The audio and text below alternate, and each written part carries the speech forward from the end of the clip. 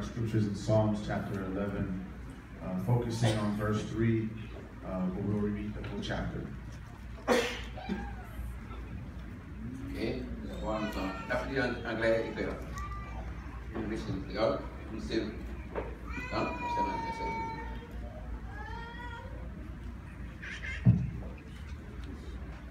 anglais et créole. Psalms chapter 11. In the Lord I take refuge. How say ye to my soul, flee as a bird to your mountain? For lo, the wicked bend their bow, they make ready their arrow upon the string, that they may privily shoot at the upright in heart. If the foundations be destroyed, what can the righteous do? The Lord is in his holy temple. The Lord's throne is in heaven.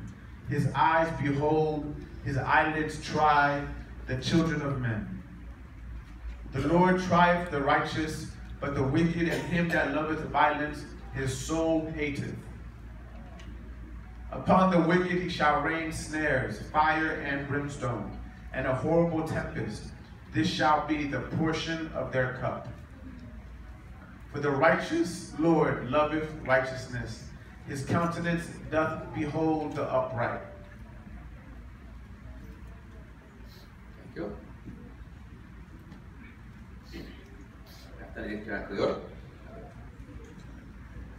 C'est à pas dans parti pris. Il remet c'est bon côté c'est à chercher protection. Qui j'en nous a fait dire courir à cacher corps dans monde tant que oiseaux parce que méchant yo paré dans yo, y a visé avec flèche yo pour tirer dans fait noir sur monde qui marche droit. Pas rien, yo bon monde qu'a fait. Les toutes bagailles étaient en bas. C'est un caille qui a pas pour lui, il y a fauteuil dans le ciel là. La regarder les hommes, il connaît ça a fait. Qui tu au bon, qui tu au méchant, on dit à regarder ça a fait. Il pas vle ouais monde qui a fait méchanceté. Il voit charbon di fait avec souffle chaud sous méchant yo tant pour la pluie. Il souffle au vent chaud pour di fait sous yo. C'est ça yo tout les mérité. C'est à pas de parti pris. Il remet les gens fait bagaille qui bien. Les gens qui marchent droit va apparaître devant lui. La première phrase c'est pour nous, c'est verset 3 et verset 7. Sur le temps. Dans verset 3, il dit quand les fondements sont renversés, les justes, que fera-t-il? If the foundations are destroyed, what can the righteous do? C'est ma verset 7 là.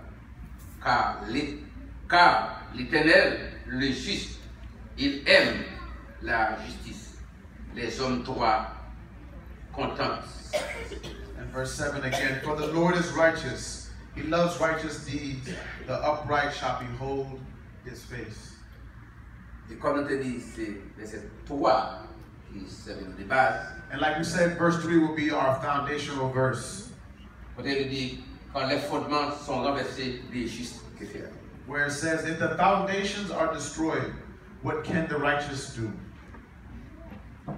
La société même est composée de trois grandes entités. Society is put together of three major compartments. La famille, the family, le gouvernement humain, the human government, et l'Église. And the church. Et trois départements, these three departments, c'est là où tous les hommes, en fait. All humanity is based off those three foundations. Chaque homme qui l'a matin, c'est une famille. Everybody here this morning comes from a family. On ne peut pas dépasser ça. You can't escape being part of a family. Et dans chaque entité, ça la famille, le gouvernement humain et l'Église. And in each of these three foundations, the family, the government, and the church, and they have a direction. Premièrement, famille, dans la famille, il compose les parents et les enfants. Obviously, in our families, our foundation, it has a father and mother, parents, and children. Et parents, c'est responsable du gouvernail de la famille. And in the family structure, the parents are responsible for the direction of the family.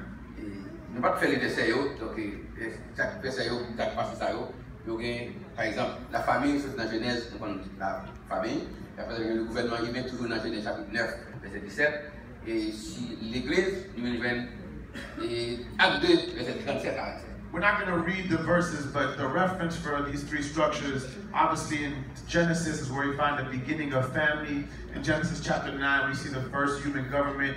And in Acts chapter 2, we see the beginning of what we call the church.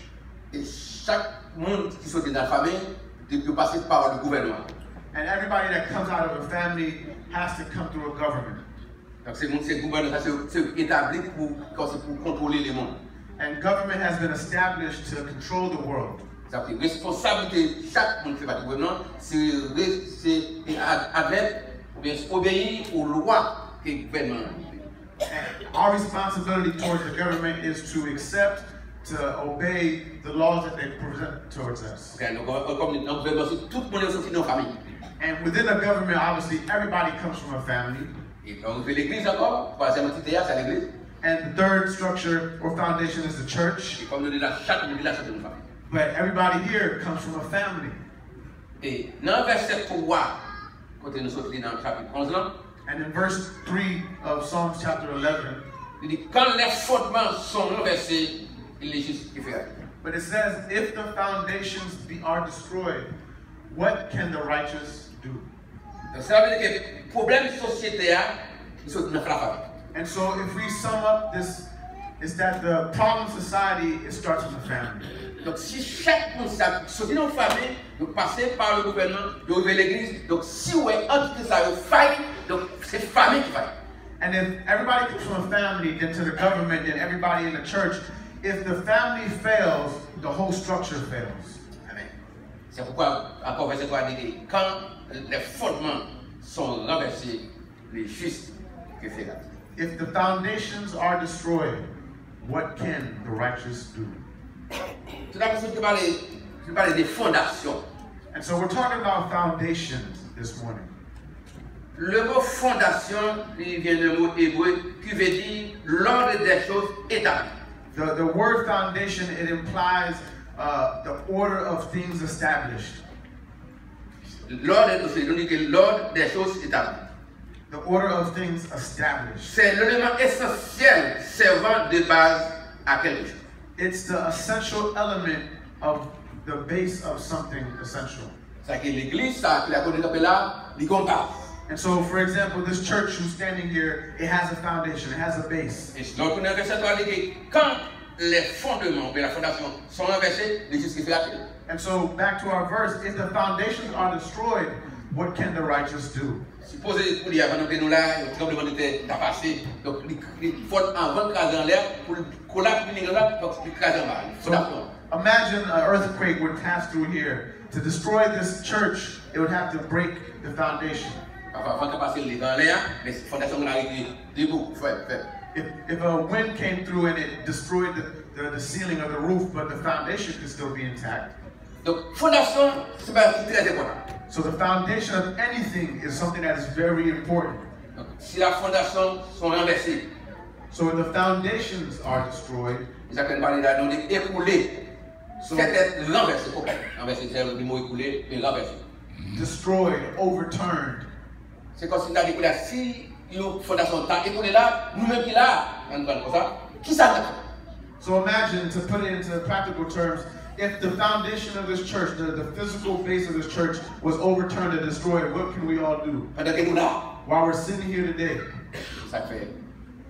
David, il dit que si la fondation sont renversées, les justes, ça qu'il a dit, si Bidi ça a renversé la prière, nous-mêmes qui là, ça va. If this building was overturned and destroyed today, what could we do? So the same way the psalmist David is saying, if the foundations of our society are being destroyed. Et puisqu'il a parlé des justes, donc qui s'agit là, c'est celui qui est justifié par la foi en Jésus-Christ et qui pratique la justice. And who is the righteous? The righteous is somebody who's been justified by Christ and who practices righteousness.